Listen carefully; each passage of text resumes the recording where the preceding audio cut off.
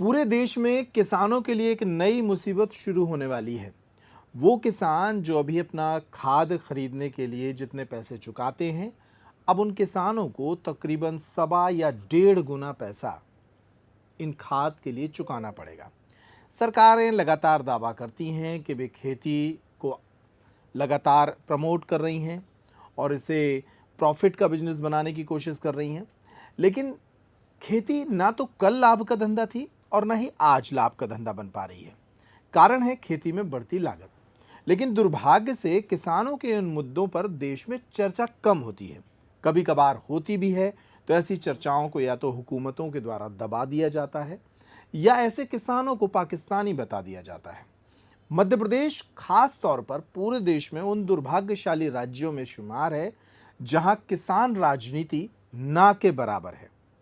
यहाँ किसान राजनीति में ना तो लोग आते हैं, ना किसान राजनीति करना चाहते हैं और ना ही नए युवा नेता। सबको या तो सियासी दलों से जुड़ना है या फिर जाति सामाजिक संगठनों से। ऐसे में किसानों की बात कौन रखेगा? किसानों के असल मुद्दे क्या हैं और किसानों की इन बातों को जनमानस तक पहुंचाने के लिए मीडिया क्या कर रहा है? ऐसे तमाम विषय हैं जिन पर आज विस्तार से बात करेंगे। हमारे साथ मौजूद हैं भारतीय किसान यूनियन के राष्ट्रीय प्रवक्ता अक्षांश पंडित जी, जो किसानों के मुद्दे से तो जुड़े ही हैं, साथ ही पिछले दिनों जो देशव्यापी किसान आंदोलन हुआ उस आंदोलन के दौरान भी वे एक प्रमुख भूमिका में रहे। किसानों के वर्तमान मुद्दे पर भी मुखर रहते हैं। आज उनसे तमाम विषयों पर बात करेंगे। उनसे ये भी बात करेंगे कि वे किसानों के मुद्दे उठाते उठाते क्या भाजपा की तरफ झुकाव रखने लगे हैं।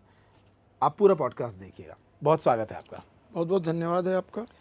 अक्षांश जी, पहली तो बात यही कि आप मध्य प्रदेश में किसान राजनीति, किसानों के मुद्दों को उठाने के लिए निरंतर प्रयासरत हैं, लेकिन फिर भी हमें मध्य प्रदेश के परिवेश में ऐसा वातावरण दिखाई क्यों नहीं दे रहा कि यहाँ किसानों के मुद्दे उछाले जा रहे हैं और उन पर कोई सरकार गंभीर भी है? देखिए, इस चीज़ को हम लोगों को बहुत करीब से समझना होगा।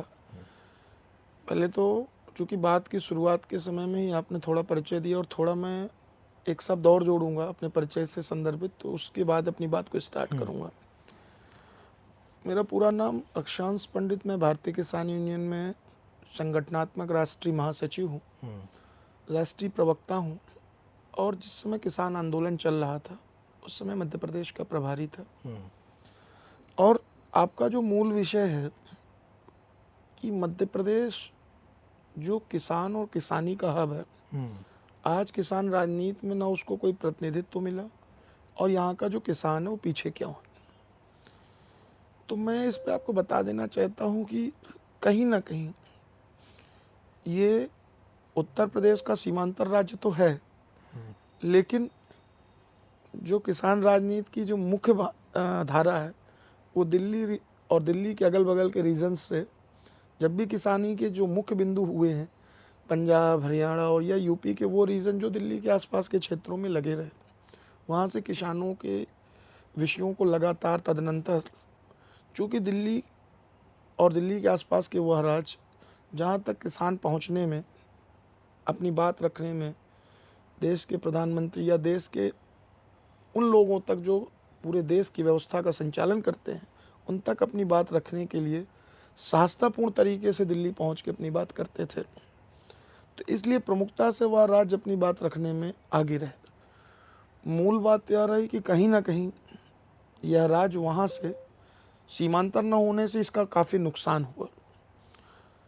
हमको जब यहाँ पर दौरान आंदोलन यहाँ का प्रभारी बना करके भेजा गया तो हम लोगों ने एक प्रयास किया, चूँकि यहाँ पर मैं देखता हूँ, जैसे कि आपको भी इस चीज़ का भली बात संज्ञान है कि यहाँ पर दलीय और जातीय संगठन तो बहुत ढेर सारे हैं, लेकिन जो देश की मूल रीढ़ है और मध्य प्रदेश को भी मैं गेहूं का हब मानता हूँ।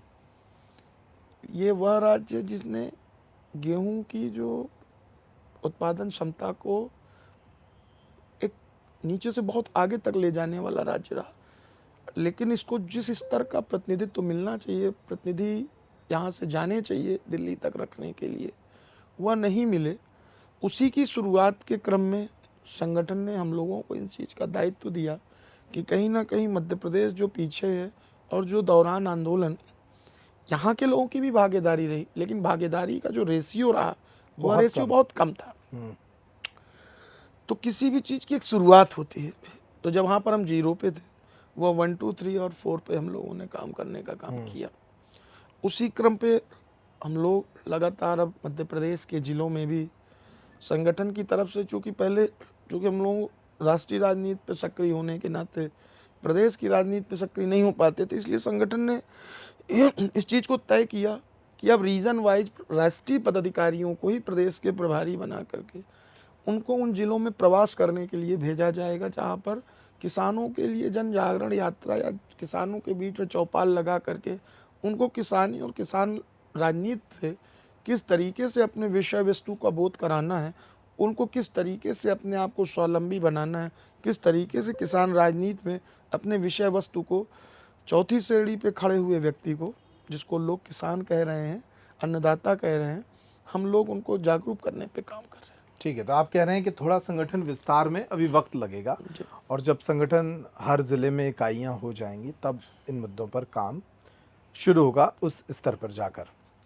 मध्य प्रदेश में जो कि 5 बार कृषि कर्मण अवार्ड जीतने वाला राज्य है, जहां का शरबती गेहूं दुनिया भर में विख्यात है, जहां का किसान कई देशों के पेट भरने लायक अनाज उगाता है, उस राज्य में किसान परेशान है महंगे खाद से, 100% महंगे बीज से, महंगी बिजली से, खराब सिंचाई व्यवस्थाओं से। लेकिन राजनीतिक दल हों या किसान संगठन हों, इन मुद्दों पर एक लंबी लड़ाई लड़ने की तरफ दिखाई नहीं देते हैं। छुटपुट आंदोलन, छुटपुट ज्ञापन प्रदर्शन होते हैं, लेकिन एक लंबी लड़ाई दिखाई नहीं देती। देखिए, इस चीज़ को बहुत करीब से समझ लीजिए। जब जब इस देश में किसानों की बात आई है, किसी भी राजनीतिक दल ने केवल उस पर राजनीति करने के अलावा, लेकिन किसानों के जो मूलभूत विषय रहे, जो किसान और किसान परिवारों के जीवन को सुदृढ़ करने के विषय थे, चाहे वो एमएसपी का मुद्दा रहा हो, चाहे वो कृषि बीमा का मुद्दा रहा हो, चाहे वो ट्रेड डील्स के अब नए इस समय मुद्दे चल रहे हों, या कृषि कानूनों के विरोध पे बात हो, या जो भी समस्याएं आई हैं, जब जब भारतीय किसान यूनियन के किसी भी फड़े ने अपनी बात रखने की बात की, लेकिन जब जब यही लोग, जब ये लोग विपक्ष में होते हैं तो हम लोगों के साथ होते हैं, और जब यही लोग सत्ता में आ जाते हैं तो हम लोगों का विरोध करते हैं। हम आपको बता देना चाहते हैं कि किसान को केवल राजनीति का एक बिंदु तो मान लिया गया है, लेकिन किसानों की किसानी को बेहतरी कैसे किया जाए, इसमें मूलभूत तरीके से बहुत ढेर सारे जो सुधारों की आवश्यकता है, उसकी जो गति है, उसको कैसे अपन फोर्स क्रिएट करेंगे, उस पर ही बहुत ढेर सारा सरकारों की तरफ से, चूँकि उसको वोट बैंक के तौर पर तो किसानों को प्रयोग किया जा रहा है, लेकिन उन वोट बैंक के बाद उनके जीवन को कैसे सुदृढ़ करना है, उस पर बहुत ढेर सारा इन पर कोई काम जो करना चाह रहे हैं उनको करने नहीं दिया जा रहा है। एक बात मैं बीच में इसलिए टुक रहा हूँ आपको कि हम देख रहे हैं कि मध्य प्रदेश में किसान राजनीति बड़ी हो ही नहीं पाती, राइट ना? उसकी कहीं वजह ये तो नहीं कि किसानों के यूनियन के तौर पर, किसानों के संगठन के तौर पर जो लोग इनके झंडा बरदार बनते हैं, वही लोग फिर इन किसानों के नाम पर पार्टियों से सेटिंग कर लेते हैं। जैसे आपने भी जो आंदोलन में हिस्सा लिया, कृषि कानूनों के खिलाफ दिल्ली में जो लंबे आंदोलन चले, आप उसमें मौजूद रहे, लेकिन बाद में सरकार ने आपको एक एयरपोर्ट में एक पद दे दिया, आप सदस्य बनाए गए कुशीनगर एयरपोर्ट ठीक में। बात है। तो क्या ये एक तरह से डीलिंग ही है किसानों के नाम पर? क्या आप लोगों को ये लगता है कि हम लोग सरकार के विरोध पे हैं? क्या आपको लगता है कि किसान संगठन का उद्देश्य केवल सरकार का विरोध करना है? नहीं, क्या अगर सरकार काम कर रही हो तो विरोध करना नहीं है, लेकिन किसान, आप एक तरफ कह रहे हैं कि किसान परेशान है। हाँ जी। अभी आपने एक्सेप्ट किया 100% कि मध्य प्रदेश में महंगी बिजली, महंगा खाद और सिंचाई की खराब व्यवस्थाएं हैं, बिल्कुल। फिर सरकार का विरोध क्यों नहीं करेंगे? जिस तरीके से ये वही उसी तरीके की बात है, यह बात बिल्कुल उसी तरीके की है कि जिस तरह एक परिवार का मुखिया होता है, अगर मुखिया अपने नेतृत्व को उस नेतृत्व से पूरे परिवार की व्यवस्था का संचालन सुनियोजित ढंग से कर रहा होता है, तो हम सब लोग घर के बच्चे अपने मुखिया का धन्यवाद करते हैं और उसकी नीतियों पर आधारित होकर के परिवार पे चलते हैं। लेकिन अगर हमारे घर का मुखिया ही, हमारा बड़ा बुजुर्ग भी यदि धर्म और सामाजिक नीतियों के आधार पर नहीं चलेगा, तो हम पिता का नहीं, अपने पूर्वज का नहीं, अपने मुखिया का नहीं, लेकिन उसकी नीतियों का विरोध करना हम अनुयायियों का, हमारे परिवारजनों का भी काम है। भारतीय किसान यूनियन ने कभी भी देश के यशस्वी प्रधानमंत्री आदरणीय नरेंद्र मोदी जी का विरोध नहीं किया, लेकिन भारतीय किसान यूनियन ने जो देश के काले कानून आए उनका विरोध किया। दूसरी बात, अगर हम लोग सरकार के पार्ट न होते, हम देश में 70% आबादी वाले लोग जो देश में किसानी करते हैं, हम तो सरकार के आदमी हैं ही हैं, तभी तो हम लोगों ने मिलकर सरकार बनाई। लेकिन अगर जो नीतियां, तो क्या आपका क्या कहना है कि अगर हमको सरकार ने हमारे काम को देख के या हमारे व्यवस्था को देख के, क्या हमको अगर किसी तरीके से कुछ काम करने के लिए जिम्मेदारी दी, तो क्या आपको लगता था कि मुझको वहाँ नहीं जाना चाहिए था? नहीं, मैं ये नहीं कह रहा हूँ। मैं ये कह रहा हूँ, या तो आप ये मान के चल रहे हैं कि व्यवस्थाएं, आपने कहा घर का मुखिया व्यवस्थाएं सुनियोजित चला रहा है। नहीं नहीं नहीं, घर का मुखिया जिस समय सुनियोजित नहीं चला रहा था, हाँ। उस समय हमने विरोध किया था, लेकिन मुखिया तो हमारा है ना। अब आप कह रहे हैं कि सारी चीजें सुनियोजित हो चुकी हैं। हाँ, कृषि कानून के विरोध में थे हम लोग। कृषि कानून की देश के यशस्वी प्रधानमंत्री जी ने तो आंदोलन खत्म हो गया, खत्म किया गया। तो आंदोलन खत्म हो गया, कृषि कानूनों के बाद कोई अब कोई समस्या नहीं बची। नहीं नहीं, बिल्कुल गलत बात। आज भी हमारा बिंदु एमएसपी पर है। हम लगातार मुखर होकर के एमएसपी पे बात कर रहे हैं। क्या है एमएसपी का, आप थोड़ा सा हमारे आम दर्शक को समझा दीजिए कि एमएसपी को लेकर किसान की लड़ाई कहाँ से शुरू हुई थी, और अभी कहाँ खड़ी है वो लड़ाई, और आप चाहते क्या है, ये थोड़ा समझा दीजिए। कम से कम पहला एक ऐसा न्यूज़ चैनल, मैं धन्यवाद करना चाहता हूँ आपके न्यूज़ चैनल का, पेपटेक का और मिस्टर अंकुर यादव का, कि एक बहुत शानदार मंच, और उस शानदार मंच से ज़्यादा एक ऐसे बिंदु पे बात करना चाह रहे हैं जिस पे कोई बात ही नहीं करना चाह रहा है। पहले व्यक्ति है आप, बहुत बहुत धन्यवाद है आपका मेरा इस चीज़ को लेकर। एमएसपी, अभी हमारे जो किसान साथी थे, हम लोगों को कई वर्ष लग गए एमएसपी के बारे में उन तक पहुंचाने में, अपनी बातें पहुंचाने में। अब एमएसपी का बिंदु क्या था? एमएसपी का फुल फॉर्म हो गया मिनिमम सपोर्ट प्राइस। यह वह प्राइस है जिसको तय करेगी सरकार। इससे कम रेट पर हम ये फसल नहीं खरीदेंगे। देश में सब्जी बेचने वाला, देश में हवाई जहाज चलाने वाला, देश में भी हम लोग बिस्लरी की बोतल रखी है, बिस्लरी वाला, आप वॉच पहने हो वॉच वाला, आप क्लॉथ्स पहनो क्लॉथ्स वाला, पेन लिए हो पेन वाला, ये जितने भी इक्विपमेंट्स रखे हैं इक्विपमेंट्स वाला, सब कंपनीज के लोग अपने अपने रेट तय करते हैं।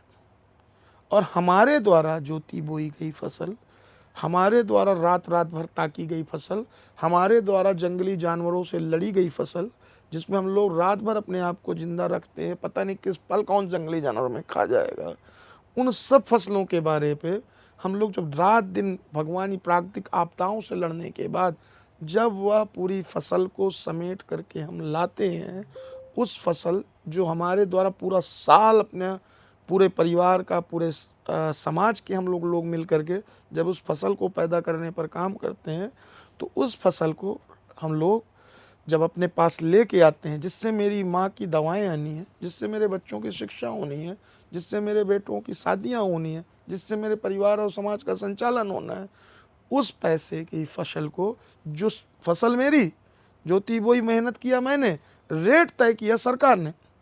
कितने अभागे लोग हैं हम जिसकी तय करती सरकार। हम लड़ाई इस पे लड़ रहे हैं कि भैया जो तुम्हारे द्वारा तय की गई फसल की रेट है, कम से कम वो फसल का रेट हमको आप दे दो। सरकारें वो रेट हमको नहीं दे पा रही, और मौखिक तौर पर लगातार हमको कंटिन्यूटी में कहा जाएगा कि फसलों के रेट है, इन पे ये बोनस है, उन पे वो बोनस है, कभी मॉइस्चर के नाम पे हमसे धान पर कटौती कर ली जाएगी। हम एक ऐसे व्यक्ति, इतने निरीह व्यक्ति, हमको अन्नदाता कह करके भगवान की श्रेणी दे दी जाएगी। लेकिन जहाँ पर अर्थ प्रधान व्यवस्था, चूँकि कृषि, इसको व्यावसायिक गतिविधियों से अगर आप जोड़ते हैं, तो अगर ए से लेकर जेड तक भी हम लोग जोड़ते हैं, उस पूरे साल की हर तरीके के एक्सपेंस जोड़ते हैं, उस तरीके में लास्ट में आप पूरे उठा करके चलें, हम माइनस माइनस और माइनस में चले जाते हैं। तो सरकारों से हम लोगों का लगातार इस चीज़ का है कि भाई तुम हमें सम्मान राशि मत दो, तुम भैया हमको किसी तरीके की सब्सिडी भी ना दो, केवल एक काम कर लो कि हमारी फसलों के वाजिब दाम हमको दे दो। अब वाजिब की परिभाषा तो सबकी अपनी हो सकती है, राइट। किसान जैसे अपना वाजिब कहते हैं, सरकार को लगता होगा कि वो वाजिब नहीं होगा, क्योंकि अगर किसान का ही वाजिब उठा के मार्केट को सौंप दिया गया तो हो सकता है कि फिर खाने पीने की चीज़ों के दाम बढ़ जाएं। सरकार ऐसा भी सोचती होगी। मैं रिक्वेस्ट यहीं पर प्लीज़ मैं आपकी बात को एक रिक्वेस्ट करना चाहता हूँ। क्या देश के अंदर जो आबादी 70% रह रही है उसके ऊपर महंगाई का बोझ नहीं आएगा?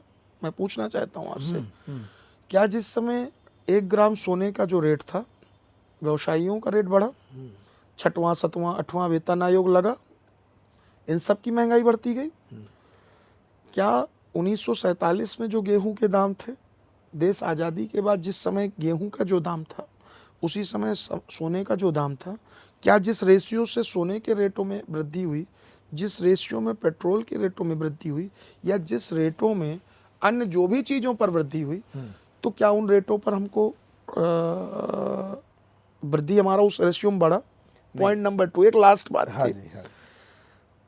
सरकार आज आप देख रहे हैं हर चीज़ में डिजिटल कैंपेनिंग की बात करती है, जो कि मैं मध्य प्रदेश में हूँ और मध्य प्रदेश में चूँकि अभी गन्ना की खेती से हम बहुत पीछे हैं, लेकिन हम लोग कहते हैं कि जैसे सरकार या देश के यशस्वी प्रधानमंत्री जी हर चीज़ पर कहते हैं कि डिजिटल कैंपेनिंग से आप लोग जुड़े, तो हम लोग भी कहते हैं कि हम लोगों को डिजिटल कैंपेनिंग से जोड़ दीजिए, डीबीटी के थ्रू हम लोगों को पैसा दे दिया जाए।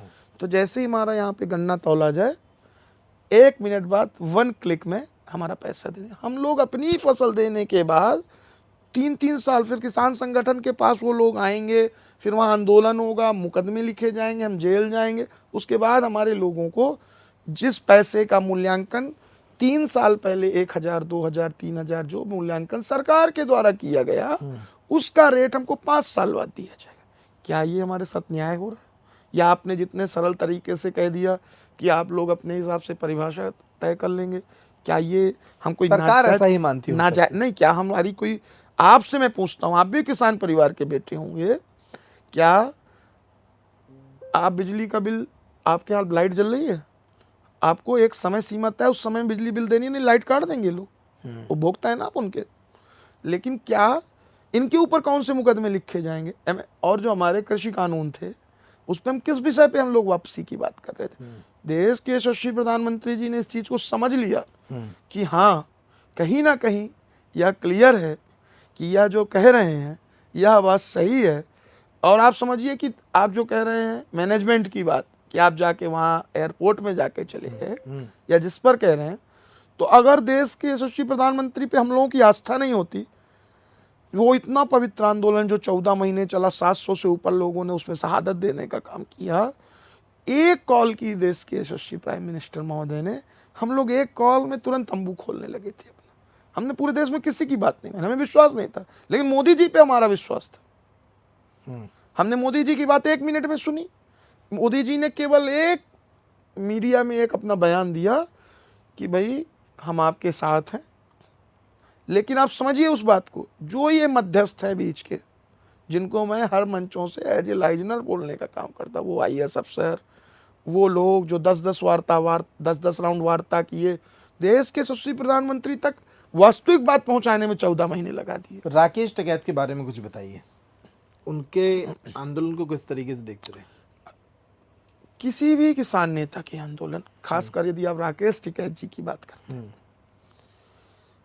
कई जगह चूक होती है, कई जगह प्लस होता है, कई जगह माइनस होता है, लेकिन दौरान आंदोलन राकेश टिकैत जी ने किसान हितैषी बिंदुओं पर ही अपनी बात करने की बात की थी। सरकार ने बहुत बुरी तरीके से उनको डिफेम किया है, राकेश टिकैत को। जो असल होती है उसी की नकल होती है। आप कहते हो कि डिफेम किया गया, क्या मैं वही बात आपको बताना चाह रहा हूँ ना, यही बात, इन्हीं सब साजिशों में 14 महीने गुजार दिए। ये विषय, अच्छा ये बताइए आखिर आंदोलन क्यों हुआ? पंजाब से चालू हुआ, पंजाब में लोग बैठे, वहाँ एक पटवारी नहीं गया इनकी बात सुनने के लिए, वहाँ का जिलाधिकारी जहाँ से मामला उठा था वहाँ जिलाधिकारी मैनेज कर लेता, बात सुन लेता, सीएम तक बात ले जाता, वहीं मामला खत्म हो जाता है। वहाँ नहीं गए, उन्होंने प्रदेश का घेराव किया, प्रदेश वालों ने नहीं सुना। जब प्रदेश, ये तो होता है ना कि जब आपके घर में आप अगर बच्चे हैं घर के छोटे, तो आपको अगर पेन चाहिए तो पहले आप अपने बड़े भाई से कहोगे, जब बड़ा भाई पेन नहीं देगा तो फिर आप अपने मम्मी से बोलोगे, और जब मम्मी भी नहीं सुनेगी फिर पापा के पास जाओगे, और जब पापा भी नहीं सुनेगा तो फिर अब तो बाबा के पास जाना पड़ेगा। तो बाबा मोदी जी थे, तो बाबा तक बात पहुंची, बाबा जी ने पेन दिला दिया। यही है पूरा किसान आंदोलन। तो इसका फल फिर यही मिला। फिर वो किसान आंदोलन, कृषि कानूनों की वापसी हुई। तो चूंकि जब जिम्मेदार व्यक्ति पे बात जाएगी तो वो निर्णय सकारात्मक ही आएगा। ये जितने सिपो सलार थे, चाहे वो उस समय के कृषि मंत्री रहे हों, चाहे उस समय के वो लोग जिनको निर्णायक की भूमिका पर मध्यस्थ बनाकर भेजा गया था, वह सब लोग जीरो थे। और देश के यशस्वी प्रधानमंत्री जी के कान पर मेरा सवाल ये था कि राकेश टिकैत को जिस तरीके से बदनाम और डिफेम करने की कोशिशें दिखी, वो सही था पूरा घटनाक्रम? साजिश होती है ना, हाँ, क्योंकि नीचे का व्यक्ति साजिश करता है। तो आपका झुकाव उसी पार्टी की तरफ है जो पार्टी ये साजिशें कर रही थी? नहीं, फिर आगे आ गई बात। मेरा ही वास्तविक बात मेरा पार्टी से नहीं है। मैं अगर वास्तविक बात अगर आप पूछेंगे कि आपका झुकाव किस तरह, आप सीधी बात ये क्यों नहीं पूछ रहे हो, आप पार्टी की बात क्यों? मेरा झुकाव देश के यशस्वी प्रधानमंत्री आदरणीय नरेंद्र मोदी जी की तरफ क्यों है? अगर उन्होंने निर्णय ये सकारात्मक कृषि कानूनों को लेकर के ही नहीं किए होते तो मेरा झुकाव उनकी तरफ नहीं होता, मैं उनके विरोध में होता। ठीक है, अब अगला सवाल सुन लीजिए। जिनके प्रति आपका झुकाव है, जिनके प्रति आपकी निष्ठा और श्रद्धा है, वही नरेंद्र मोदी की सरकार अभी एनपीके दाम बढ़ा चुकी है। एनपीके जो एक खाद होता है जिसका दाम अभी कुछ हफ्ते पहले ही 1450 रुपये प्रति बोरी था। ये किसानों के लिए नई खबर है। अब वही खाद किसानों को 2100 रुपये में खरीदना पड़ेगा। अभी इस बोवनी के समय जब किसान बोनी के लिए तैयार हो रहे हैं, देश के कई हिस्सों में बारिश शुरू हो चुकी है और बोनी का मौसम आ गया है, तब सीधा 700 रुपये हर बोरी पर बढ़ाए गए हैं। यानी एक किसान परिवार पर मिनिमम 7,000 से 20,000 तक का ये खर्च जाएगा। छोटे मंझोले किसानों की बात मैं कर रहा हूँ। क्या मोदी सरकार ये जो कर रही है, इसके बावजूद भी किसान जो यूनियन है उनकी निष्ठाएं बनी रहेंगी, आपकी निष्ठाएं बनी रहेंगी? देखिए, मैं फिर अभी वही बात है, ये बात बिल्कुल उसी तरीके से है कि जैसे अगर ये बढ़ाने की बात अभी हम लोग आपके माध्यम से जान पाए, यही बात आई ना कि हम लोग नॉन एक्टिव हैं मध्य प्रदेश में। नॉन एक्टिव होने के नाते हमको यहाँ की जो सूचनाओं का प्रारूप कंप्लीट वे पे होना था वो नहीं हो पा रहा।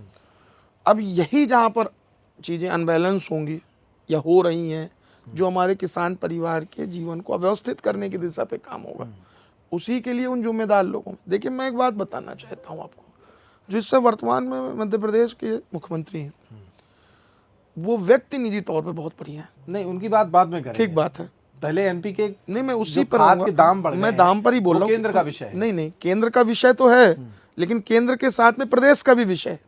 कैसे विषय मैं बताता हूँ आपको।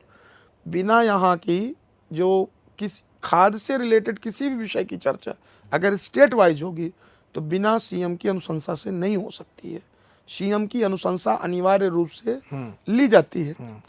और धरातलीय स्थितियों पर अगर आप बात करते हैं, अब जैसे यहाँ पर खाद का टॉपिक आया है, जैसे खाद पे होगा तो हम लोग खाद पे कंटिन्यू जब किसानों के विषयों को लेकर के हम लोगों को, चाहे वो जिस माध्यम से अपनी बात वहाँ तक पहुँचानी है। और हमको पूर्ण विश्वास है कि जैसे आपने बताया कि बड़ा, हमको पूर्ण विश्वास है कि हम अपनी बात को फिर से प्रधानमंत्री तक पहुँचाएंगे, फिर इनकी वापसी कराएंगे, फिर इसकी वापसी कराएंगे। ये दाम वापस होंगे, आप बिल्कुल जा रहे हैं कैमरे पे? 100% वापसी कराएंगे, क्योंकि वो तीनों खाद के दाम बढ़े हैं। एनपीके 1450 की बोरी 2100 रुपये में मिलेगी किसानों को। फास्फोरस जो 505 रुपये की बोरी थी वो 605 रुपये की हो गई है। 100 रुपये की वृद्धि उस पर हुई है। पोटास पर भी लगभग 100 रुपये की वृद्धि कर दी गई है बोवनी के ठीक पहले। तो जिस तरीके से किसानों के ऊपर ये बढ़ोतरी थोपी गई है, आपको लगता है कि इसी तरह उन्हें एमएसपी या उनका वाजिब दाम मिल पा रहा है? नहीं मिल पा रहा है ना, लड़ाई तो उसी की चल रही है। लड़ाई दिख क्यों नहीं रही है? क्यों नहीं दिख रही है आपको? कृषि कानूनों के खिलाफ आपने कहा कि हमारा विरोध प्रदर्शन था, मुखर आंदोलन कानून था। वापस हो गए। इसके अलावा के मुद्दों पर कौन सा आंदोलन कर दिया आपने? उसके बाद से जैसे ही ये आंदोलन को कोई कई वर्ष तो गुजर नहीं गए हैं, हाँ लगभग 2 वर्ष तो हो ही गए। 1.5 वर्ष, और हम लोग कोई पॉलिटिकल दल तो है नहीं, हम लोग राजनीतिक संगठन, हमारे पास किसी तरीके का कोई फंड तो नहीं है। इतने बड़े आंदोलन का ही जब संचालन, जब आप अपने घर में एक शादी करते हैं तो आप लोग साल 2 साल के लिए भाई अब कुछ नहीं खरीदा जाएगा, क्योंकि परिवार में विवाह हुआ है। ठीक है, आप उदाहरण देकर बता रहे हैं, मैं इसको जल्दी सम अप कर रहा हूँ। आप कह रहे हैं कि सामर्थ्य में कमजोर हैं, संसाधनों में कमजोर अब फिर से प्रयास कर, हम लोगों पे चर्चा है, जो हमारा प्रखर मुद्दा है एमएसपी, जिस पे हम लोगों को लड़ाई लड़नी है, उस लड़ाई के लिए हम लोग तैयारियां कर रहे हैं। और उस तैयारी के ही क्रम में और उसी एमएसपी के ही साथ एक बड़ा बिंदु इस समय जो ट्रेड डील्स आ गया, वो एमएसपी तो था मुद्दा और एमएसपी रहेगा मुद्दा, लेकिन इस समय का जो करंट इशू है उसके लिए आप देख लेंगे अगले हफ्ते से बड़े मुखर आंदोलन आपको दिल्ली की सीमाओं में दिखेंगे। ट्रेड मिल्स जो ट्रेड डील्स करके आए गए हैं, तो उन पर भी हम लोग अपनी बात रखने की बात करेंगे। और ये एक लास्ट बात जो मैं आपसे कहना चाह रहा हूँ, जो जरूरी बात है, जो यहाँ ही से अव्यवस्था क्रिएट हुई थी कि कोविड काल के पहले किसी भी तरीके के किसान हितैषी जब भी मामले आते थे तो किसानों या किसानों के प्रतिनिधियों या किसानों को या उस फील्ड के एक्सपर्ट्स को बुला करके अपनी बात रखवाई जाती थी। लेकिन कोविड के बाद ये सब लोग अपने हिसाब से ही चीज़ों को चला रहे हैं और किसी भी किसान प्रतिनिधियों को बुला करके वार्ता भी नहीं की जाती है। और एक लास्ट बात, इस समय जो हमारे देश के नए कृषि मंत्री हुए शिवराज सिंह चौहान जी, उनका जो आज की डेट में कृषि मंत्रालय की स्थितियों को, वो किसी किसान नेता से बहुत कम लोगों से मिलना पसंद करते हैं। वो स्वयं ही वो सोचते हैं कि मैं मध्य प्रदेश का मुख्यमंत्री रहा तो सब चीज़ें मैंने स्वयं संचालित की हैं, तो वो हर जगह सब चीज़ों को स्वयं संचालित करना चाहते हैं। नहीं, मुझे ऐसा लगता है, हो सकता है मैं गलत हूँ, शिवराज सिंह चौहान आपसे क्यों मिलेंगे?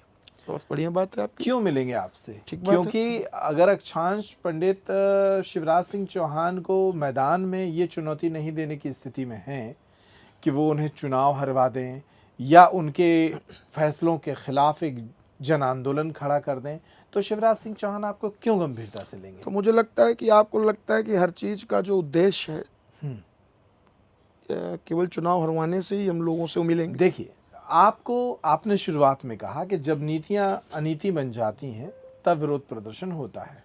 ये अनीति का उदाहरण मैंने दिया कि बोने के ठीक पहले 1400 की बोरी 2100 में कर दी गई, ये अनीति है। लेकिन ये अब आप इसको भी संवाद करेंगे 10-20 साल, तब कैसे विषय संवाद नहीं होगा? आपको बता दिया गया बात। ये अभी भी जो करंट में खाद मिल रही है वो भी पुराने रेट पे ही मिल रही है। अभी जो करंट की जो परिस्थितियां हैं उसमें वो पुराने रेट पे ही मिल रही है। तो आप सहमत हैं? नहीं, मैं वही आपको बताना चाह रहा हूँ, मैं बिल्कुल सहमत नहीं हूँ। किसानों की व्यवस्था पे जो भी चीज़ें आएंगी जो उनके विकास पे बाधक है, मैं उसके लिए प्रखर रूप से विरोध करता हूँ। लेकिन मैं आपको बताना चाहता हूँ कि अभी लगातार कंटिन्यूटी में जो नियम है वो फॉलोअप में पुराने रेट्स पे ही है। अभी हम इस मुद्दे को लेकर के जो भी मुखियान हैं, जो भी मुख्य लोग हैं, चाहे वो मध्य प्रदेश के मुख्यमंत्री जी हो, चाहे दिल्ली के लोग मंत्री हो, हाँ, उन लोगों से अपनी बात रखेंगे। अगर इस बात को नहीं मानेंगे तो फिर मुखरता से रखा जाएगा। ठीक है, अब रैपिड थोड़ा सा 1-2 लोगों के विषय में आपसे, एक किसान नेता के तौर पर, एक बड़े दल से आने वाले किसान नेता के तौर पर मैं आपसे समझना चाहूँगा शिवराज सिंह चौहान की वर्किंग कैसी है एज ए कृषि मंत्री। उन्होंने जो काम अभी पिछले कुछ वर्षों में किया है, उन्हें भारतीय जनता पार्टी ने मध्य प्रदेश में एक लंबे करियर के बाद दिल्ली बुलाया और एक बड़ा मंत्रालय दे दिया। आप किसान मुद्दों से जुड़े रहते हैं, उनका करियर कैसा देख रहे हैं आप, कैसा काम कर रहे हैं वो? देश के जितने भी इनके पूर्व में कृषि मंत्री हुए हैं, हाँ, सबसे असफल मुख्य कृषि मंत्री के तौर पे इनको आप देख सकते हैं। जैसे इसके उदाहरण दे दीजिए, कैसे उनकी असफलताएं गिनाएंगे? बहुत बढ़िया बात रही है। नरेंद्र सिंह तोमर इसके पहले कृषि कल्याण मंत्री थे। उनकी एक खासियत होती थी दौरान आंदोलन, अगर किसी विषय को प्रमुखता से रखा जाता था उसको तुरंत तत्काल प्रभाव से उस बिंदु पे लास्ट वेव तक एक्सरसाइज करते थे। और अगर जो मुद्दा उनको लगता था कि ये मुद्दा इनके द्वारा कृषि और किसानी की जीवन को बेहतरी पर उठाया गया, उस पर तत्काल एक्शन लेते थे, मिलते थे, बात सुनते थे, बात रखते थे। डायरेक्ट जो जिम्मेदारान लोग होते थे उनकी यहाँ तक कि टेलीफोनिक बात सुन लेने के बाद, जैसे मैं आज यहाँ मध्य प्रदेश आया हूँ, अगर यहाँ के कुछ इश्यूज आते तो मैं सीधे कृषि मंत्री को बताता था कि तोमर साहब इसमें ये समस्याएं हैं, तो तत्काल उन अफसरान को कहते थे कि इसका सलूशन करिए। माननीय अक्षांश जी ने इन इश्यूज पर काम किया, सकारात्मकता पे सुनते थे। जब से कृषि मंत्री बने आज तक जिन लोगों ने इनके लोगों से बात की, आज तक उन्होंने मिलने की आवश्यकता नहीं महसूस की। जब संवाद ही नहीं होगा तो चीज़ों का कैसे आता पता होगा? जब आप मुझसे बात ही नहीं करते तो मैं आपको अपने बारे में कैसे बता पाता? तो मैं इस चीज़ के बिल्कुल विरोध में हूँ। ठीक है। मध्य प्रदेश के मुख्यमंत्री डॉक्टर मोहन यादव किसानों को लेकर बड़े दावे कर रहे हैं, बहुत प्रचार हो रहा है, कृषि कल्याण वर्ष घोषित कर दिया गया है। उनकी सरकार किसानों को लेकर आपकी नज़र में कैसा काम कर रही है? निजी तौर पे, हृदय के तौर पर, संगठनात्मक तौर पर, तीनों तौर पर जो मध्य प्रदेश के यशस्वी मुख्यमंत्री जी हैं, वो हकीकत में किसान हितैषी और बहुत ही शानदार व्यक्तित्व के व्यक्ति हैं। मेरी उनसे भेंट नहीं है, लेकिन हमेशा से जब जब देखा जाता है किसानों के बिंदु को लेकर के कोई भी इश्यूज आते हैं, उस चीज़ को प्रॉपरली गंभीरता से लेते हैं और ज़मीन पे जा कर के, और वो केवल फोन्स पर और वीडियोस तक नहीं है, वो ज़मीन पे जा कर के किसानों के बीच में जा कर के किसानों की बात सुनने का काम भी कर रहे हैं। तो मोहन यादव जी की अगर हम लोग बात करते हैं तो मोहन यादव मुझे लगता है कि ये, चूँकि उसमें मोहन यादव जी का कोई बहुत रोल भी नहीं है। जब तक इस कलयुग में बच्चा रोता नहीं है तो माँ दूध नहीं पिलाती है। तो हम लोग अपनी बात उसमें अपने नहीं उस तरीके से मोहन यादव जी तक रख पाएँ। अब प्रयास करेंगे कि हम लोग मोहन यादव जी से संवाद स्थापित करके और भी जो किसानों जो जनहितैषी बिंदु हैं उन तक रखें, और विश्वास है कि डॉक्टर मोहन यादव जी इतने सरल और इतने शानदार व्यक्तित्व के व्यक्ति हैं कि जरूर जो जो उन पर बातें अपनी रखी जाएगी तो सकारात्मकता से जो जो उनको चीज़ों सकारात्मक लगेगी तो उनको इम्प्लीमेंट भी कराने पे काम करेंगे। खेती कैसे लाभ का धंधा सरकार बना सकती है, आखिरी प्रश्न यही है, और इसके उत्तर में आप 4-5 अपने सुझाव बताइए ताकि जो किसान आपको सुन रहे हैं या सरकार के जो प्रतिनिधि आपको सुन रहे हैं वो समझें कि अक्षांश पंडित जी के दिमाग में क्या रोड मैप है। 5 पॉइंट में मैं पूरी किसानी को एक्सप्लेन कर दूंगा। पॉइंट नंबर 1, देश के यशस्वी प्रधानमंत्री, जैसे मैंने आपसे कहा भी थोड़ी देर पहले, कि हमको डिजिटल कैंपेनिंग से जोड़ दो।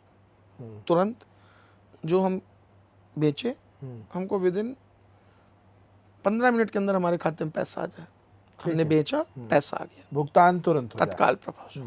काफी हद तक ये हो भी रहा है, हो तो रहा है, लेकिन जो उसके समय का रेशियो है, जो किसानों को बहुत कई बार दौड़ना पड़ रहा है, वो 15 मिनट के अंदर, मैंने क्या बोला, जैसे सब जगह होता है, आपने कोई भी सामान खरीदा तुरंत हमको सम्मान की तरीके से दे दिया। ठीक है। दूसरा, हमारी किसानी में जो जो चीज़ें हमको सहायक की भूमिका में है उनको हमें इजी अवेलेबल करा दिया जाए। जैसे आपने खाद पे बात की, ट्रैक्टर पे बात की, या जो जो चीज़ें हमको किसानी पे हमको चाहिए, चाहे वो उपकरण हो चाहे वो संसाधन हो, हमको इजी अवेलेबल करा दिया जाए। पॉइंट नंबर 3, हमारी जो फसलों के जो वाजिब दाम है जिस पे आप लोग बात कर रहे हैं, उसको कहीं ना कहीं हमको 100% देने का काम किया जाए। जो आप कह रहे हो विभिन्न प्रकार के कॉज लगा करके, कहीं मॉइस्चर के नाम पे, कभी किसी चीज़ के नाम पे, हमको सरकार इसमें हमारा सहयोग करे।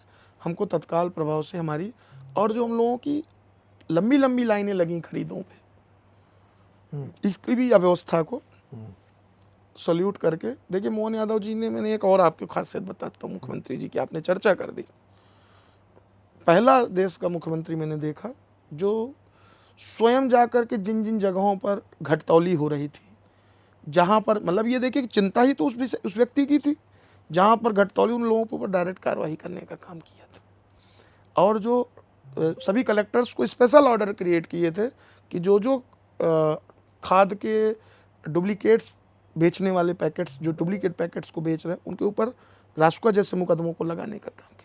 और छतरपुर के जो जिलाधिकारी रहे, ये आपका जिला पहला जिला था जिसने, यहाँ के जो जिलाधिकारी पार्थ जायसवाल थे, उन्होंने पहला व्यक्ति, वो व्यक्ति थे जिन्होंने जो डुप्लीकेट खाद बेचने वाले लोग थे उनके ऊपर आपराधिक मुकदमे तक लिखवाने का काम किया था।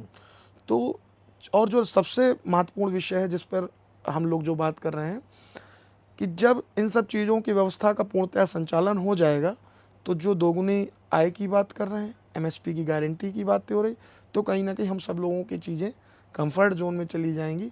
और जो जो हम लोगों की स्कीम्स है उनका एक पोर्टल बना दिया जाए, एक पोर्टल जैसे इन लोगों ने अभी फार्मर आईडी बनाने का काम किया है सरकार के द्वारा, तो अगर इसको एक हर किसान को एक फ़ोल्डर में सब चीज़ें दे दी जाएंगी, चाहे वो उसको कहीं जाने की ज़रूरत ना पड़े, किसी भी, जैसे किसान सम्मान राशि के लिए जो इतनी ढेर सारी रिपोर्ट्स लगती हैं या जिन जिन योजनाओं के लिए बहुत ढेर सारी रिपोर्ट्स लगती हैं, तो उन्हीं आईडीज़ में एक समय कलेक्ट कर दिया जाए कि 3 दिन 5 दिन 6 दिन में सभी किसानों को जो इतना ढेर सारी चीज़ें, तो कहीं ना कहीं मतलब किसानी को सरल करने पे जो जो चीज़ों ठीक है, उस पर ठीक काम है। किया जाए। तो कुल मिलाकर किसानों के हित में जो भारतीय किसान यूनियन है उसके राष्ट्रीय प्रवक्ता अक्षांश पंडित ने जो सुझाव दिए हैं, सरकारों को इन सुझावों पर ध्यान देना चाहिए। लेकिन सिर्फ सुझाव से अगर बात बन जाती तो किसानों के लिए जो खेती लाभ का धंधा बनाने के सपने वर्षों से दिखाए जा रहे हैं वो अब तक पूरे हो गए होते। ज़मीन पर उतरना पड़ेगा भारतीय किसान यूनियन को या दूसरे तमाम किसान संगठनों को, क्योंकि मैं फिर इस पॉडकास्ट को ख़त्म करके बताता जा रहा हूँ कि किसानों को मिलने वाला खाद लगभग 1.25 से 1.5 गुना महंगा होने जा रहा है और इस पर चुप्पी है, सुई पटक सन्नाटा है, न विपक्ष बोल रहा है, सत्ता पक्ष तो बोलेगा ही क्यों, और किसान यूनियन भी फिलहाल शांत हैं क्योंकि अभी विषय नया है। उम्मीद है इस विषय पर मध्य प्रदेश की राजनीति में आगे काफ़ी हंगामा हो सकता है और किसानों के हित में कई संगठन मैदान में आ सकते हैं। ये पॉडकास्ट आपको कैसा लगा? अपनी बात कमेंट के माध्यम से सेक्शन में ज़रूर रखिएगा और इस तरह की और खबरों को देखने के लिए, पॉडकास्ट को सुनने के लिए आप पैप्टिक टाइम को देख सकते हैं। इस बातचीत में इतना ही। नमस्कार।